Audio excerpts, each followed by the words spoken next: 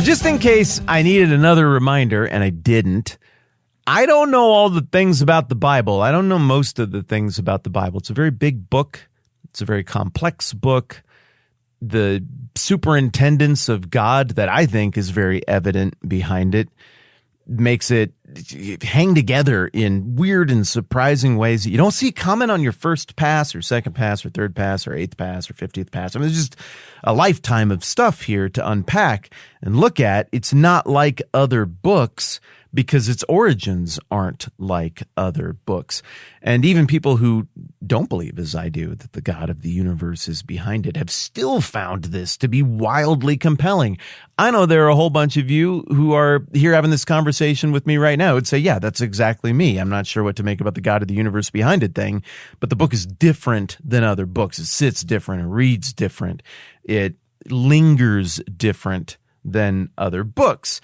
And so, like I was saying, I don't need another reminder that it's amazing and that it's bigger than me and that I don't own this thing and that I didn't write this thing and that I am not the knower and keeper of the flame of all wisdom. I am a student here. We are students together and I'm always learning stuff. And that hit me again here about 5 minutes ago as I was sitting down to start working on Esther chapter 9 and talk about that with you, my friends. And I read the first verse here and I was like, oh, wait a minute. I think I was wrong about what the theme verse of this book is, which means that I probably duplicated that mistake in the episode I made earlier this year in season 2, where we went through the Bible, one book per day. And I was like, the theme verse, the central verse of Esther is this one. You got to read it. Is it? Okay, here's what I'm working on. I'll be interested to hear what you think about this. Esther 9:1. On the 13th day of the 12th month, the month of Adar, the edict commanded by the king was to be carried out. Okay, so we're getting to go time here. On this day, the enemies of the Jews had hoped to overpower them, but now the tables were turned and the Jews got the upper hand over those who hated them. Okay, in just a minute, I'm going to tell you why I think this might be the theme verse of Esther. But first, do you remember which one I was theorizing it might be before? Or could you guess? I mean, it's the one that everybody points to in Esther, right? It's the end of chapter 4. And it's the line that is demonstrative of Esther's courage and her growth as a character. And it's great. It's dramatic. It's wonderful. And it's very important. But, well, like I've already said 3 or 4 times, I'm second guessing it. Okay, Esther chapter 4. This is the part where we're coming off Haman's edict being sent out, and the king and Haman are like, awesome, and they sit down and they grab some drinks, but the citadel of Susa is bewildered, and then Mordecai finds out about it, and he puts on the sackcloth, and he goes around town in public mourning, and then finally, the maids and eunuchs of Esther connect with Mordecai, and Mordecai starts sending her messages, right? And Esther comes out of her blissfully unaware state as she lives in the nicest place to live in the entire world at this point in history. And she gets this message. It shakes her out of that.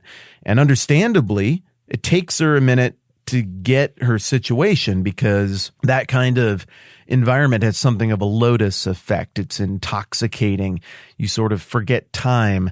And it seems like anything that you would do outside of that massive comfort is going to be a downgrade. And so understandably, it's a little tough for her to figure it out. But Mordecai has to kind of, by a proxy, grab her by the shoulders and shake her a little bit. Not like it's not too much, it's like a gentle shaking to be like snap out of it. And she does snap out of it. And she realizes that Mordecai's right. Deliverance is going to come, but if it doesn't come through Esther, it's going to come from somewhere else. And there's no version of this where she is going to avoid the realities that are ahead. She's the best positioned to do something about it, so she better do something about it. And then she musters her courage and she sends this message back to Mordecai. Then Esther sent this reply to Mordecai. I guess I just said that. That was verse 15 of Esther 4. Go gather together all the Jews who are in Susa and fast for me. Don't eat or drink for 3 days, night or day. I and my maids will fast as you do. And when this is done, I'll go to the king, even though it's against the law. And if I perish, I perish. Oh, I like that one. It hits hard, doesn't it? Even though I already know where the story's going and everything else.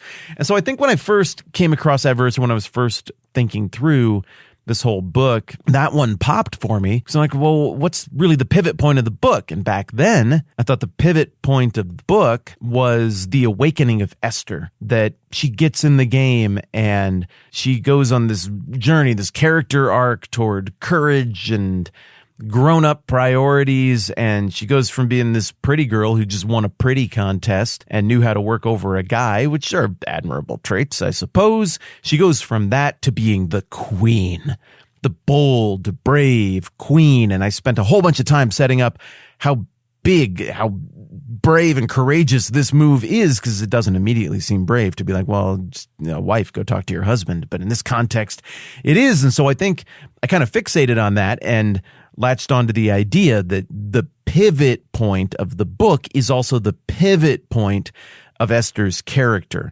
But I no longer think that. The book doesn't actually pivot there, even though Esther does. The book pivots, as you and I have discussed, at the beginning of chapter 6, after Haman has decided that he's going to go ahead and impale Mordecai on a 75-foot pole. And there's no time frame here. There's no window for anybody to do anything about it or solve it. Esther isn't in a position to save Mordecai. And instead, the pivot point of the book is that night the king couldn't sleep. So he ordered the books of the Chronicles, the record of his reign, to be brought in and read to him. It was recorded there that Mordecai had exposed Bigthana and Teresh, two of the king's officers who guarded the doorway, who had conspired to kill King Xerxes. That's it. A sleepless night and happening to pick the right volume of the books of the Chronicles of the reign of Xerxes to be read. That's it. Looks like happenstance if you're reading the whole book of Esther. If you're reading the entire document on either side of the whole Bible, you pretty quickly realize, oh, that was providential. This is God at work. And it's not just me reading that in from the outside, as we discussed yesterday. Even the enemies of the Jews are able to read that in. Zeresh and the friends of Haman, even Haman himself. Then all of the people who were going to kill the Jews, or many of the people who were going to kill the Jews, at the end of chapter 8, even they can read this into it. The original audience, the original participants looked at this stuff and they knew it wasn't just happenstance. They knew it was God turning the tables as only he could. Look, if reversal for the purposes of God's redemptive plan is one of the paramount themes of the book of Esther, and it clearly is in keeping with the promise that God made to his people as they're headed into exile, being taken away through the prophet Jeremiah. From Jeremiah 29, the one that a lot of people there for a while were getting tattooed like on their lower back and stuff, all sexy style, the one about plans to prosper you and not to harm you. The bigger context of that passage is, of course, God saying, I've not forgotten my people. You're going to go into exile. You're going to live well there. And there's a future still for you. I'm not done. And really, God pays off that promise of the reversal of what seemed like the horrible outcomes for his chosen people as they're getting carried away into captivity by Nebuchadnezzar and the Babylonians, which eventually ends up being the Persian captivity. He pays that off with a reversal that happens in Ezra, a reversal that happens in Nehemiah, and a reversal that happens in Esther. Esther is the securing of that loose end that's flapping around in the wind from earlier on in the narrative through the prophet Jeremiah. And all of that payoff, all of that completion of that part of the story is a reversal. It's a turning of the tables. And all of it is by the providence of God, who's the master of history and the master of everything. And so when we get to Esther 9:1, where we're actually dealing with the actual threat of this book, which is that the Jews are going to be completely wiped out, killed, annihilated, and destroyed, now the tables are turned. They're not actually going to be killed, annihilated, and destroyed. Not by Assyria, not by Nebuchadnezzar, not by Haman, not by, I'll just extend this out, but this is my conviction based on what I read in the Bible, not by the Romans, not by angry Western Christians in the Middle Ages, not by Hitler, not by Hamas, not by Hezbollah, and not by fashionable Western college leftists. God has promised to preserve his chosen people because he loves them and because of the role they historically play in God's redemptive plan. And so this reversal, this turning of the tables, is not just an Esther theme, it's a whole Bible, all of history theme that points not to the impeccable, perfect, always right, oh so precious character of the Jewish people. Nope, they're up and down, more down than up, even in the Old Testament. They're kind of a proxy, a stand-in for all of humanity. They have problems, just like everybody else. But it's a testament, this reversal is, to the character of God and his keeping his promises, even keeping his promises when by physical, natural means it looks like those promises could not be kept. So as we get toward the resolution of this plot, I look at Esther chapter 9 and verse 1 now, and I think, no, this might be the thematic payoff of the entire book. I need a little more time to think about it from a literary perspective in terms of whether or not I actually think this is the central verse, but it's at the very least a central verse, and all that theology, big picture, narrative, Bible stuff that we've been talking about today, well, that I'm absolutely sure of. That is in plain black and white right here on the page of this book, and we'll look at more about how that plays out next time around.